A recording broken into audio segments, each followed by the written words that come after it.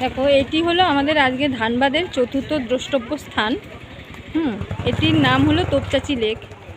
আর এই তোপচাঁচি লেক হচ্ছে একটা মানে কথা শুনলে অবাক হবে যে এই তোপচাঁচি লেক কিন্তু কোনো প্রাকৃতিক উপায়ে সৃষ্টি নয়, এটি হচ্ছে কৃত্রিমভাবে সৃষ্ট করা হয়েছে। দেখো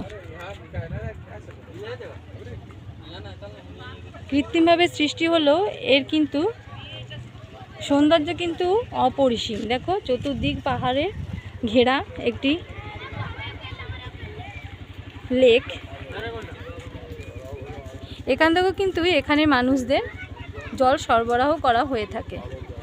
আর এই ধানবাদ স্টেশন থেকে তোপচাঁচি লেকের দূরত্ব কিন্তু প্রায় 38 কিলোমিটার। আর কেউ যদি এই লেক শুধুমাত্র এই লেক ঘুরতে চাও তাদের জন্য বলি, এখানের এই তোপচাঁচি লেকের নিয়ারেস্ট স্টেশন হলো গুমো। এই গুমো থেকে কিন্তু আবার মাত্র 6 কিলোমিটার দূরে অবস্থিত। মানে তার মানে বুঝতে পারছো কতটা হচ্ছে ডিফারেন্স। দেখো ওইখানে তোমরা গিয়ে মানে যেতে পারবে।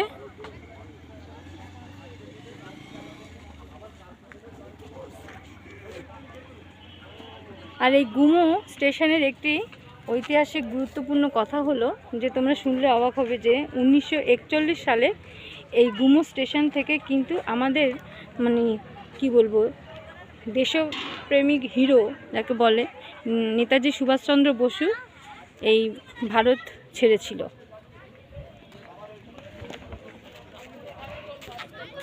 দেখো আর এটা এতটাই সুন্দর যে এখানে কিন্তু পিকনিক মানে বহু পর্যটক কিন্তু এখানে পিকনিক করতে আসে।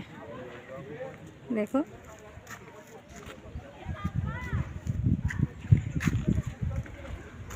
এখানে গাড়ি রাখারও সুবন্দোবস্ত ব্যবস্থাও আছে, মানে গাড়ি পার্কিং করতে পারবে, কোনো অসুবিধা হবে না। সব রকম গাড়ি এখানে পার্কিং করা যাবে। বাসের জন্য মাঠ আছে, 4 চাকার জন্য এখানে সামনেই জায়গা আছে, বাইক তো আছেই। তো এখানে নৌকাও হয়তো যেতে পারবে, কিন্তু এখন এই মুহূর্তে বন্ধ আছে। আর এইটা এই তোপচাঁচি লেকের অপোজিটেই কিন্তু একটি পাহাড়ের ওপরে এই দেখো কাছেই একদম হনুমান মন্দির আছে, সেখানেও তোমরা গিয়ে এই হনুমানজির দর্শন করতে পারো। আর এই শীতকালে কিন্তু এই জায়গাটি হচ্ছে ভীষণই সুন্দর, মানে বুঝতেই পারছো। এখন যদি এই গরমের মধ্যে মানে আমরা এসেছি হচ্ছে তোমার মার্চ মাসে, মানে এই শীতকালে হচ্ছে এর সৌন্দর্য কিন্তু অপরিসীম। এই যে অনেকে স্নান করছে, এখানে স্নান করতেও পারবে, লেকে নেমে কিন্তু স্নানও করা যায়।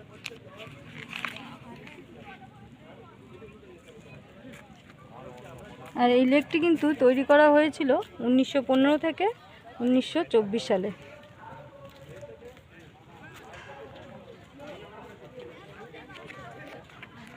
তাই তোমরা যদি ধানবাদের এই শুধুমাত্র এই তোপচাঁচি লেকটা মানে লেকটার সৌন্দর্য উপভোগ করতে চাও, এই পাহাড়ে ঘেরা এই লেকটি, তা তোমরা শুধু এই গুমো স্টেশনে আসতে পারো।